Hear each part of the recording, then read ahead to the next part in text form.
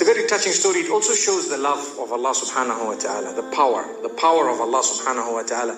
Never ever underestimate the power of Allah. You know, there was a sheikh who mentioned this in Saudi Arabia, and there was a doctor that visited him from Pakistan and told him a story that happened to him. So he says, what happened to me, he says, the doctor who's speaking is a top neurologist, one of the top doctors in Pakistan, or, you know, a very, very good doctor, very hard to meet. It's said that perhaps you would have to wait months on end before you can get an appointment to see him. So what happened is, he says, I was flying from one city to another, a very busy man flying quite often within the country and perhaps even outside.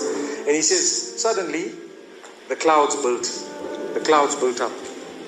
Huge clouds, and the lightning started striking, and it started pouring, and there was lots of turbulence, and one of the engines was struck, and it was damaged, so we had to land. And so what happened is, the landing was at a nearby little airport or a little strip and so on, and when they landed there, it was a remote area. How are you going to repair this aircraft? A few people who were on it, it was a small plane, they were, quite surprised because they landed it in such a remote place, no one's there to repair it, they would have to wait, definitely. So the doctor asks the captain or the pilot that, you know what, how long are you going to be? He says, no, we're going to be quite long. Well, I need to get to that area. Look, he says, it's just a 3-hour drive by vehicle, so why don't you just go by road?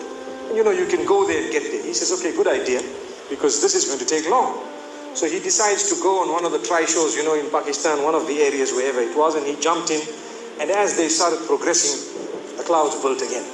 And the lightning was striking, and the rain started pouring. And it was pouring so much that their vehicle could not move much more because of the mud and because of everything else. And so it was quite an open area with a bit of farmland. And after a while, they realized, look, we're not getting anywhere. There's a little house here. Why don't we just go there? We can read our salah. Perhaps we can, have a bit of a meal or whatever else. And they decided to knock the door. Strange people, strange land, far off, out in the rurals.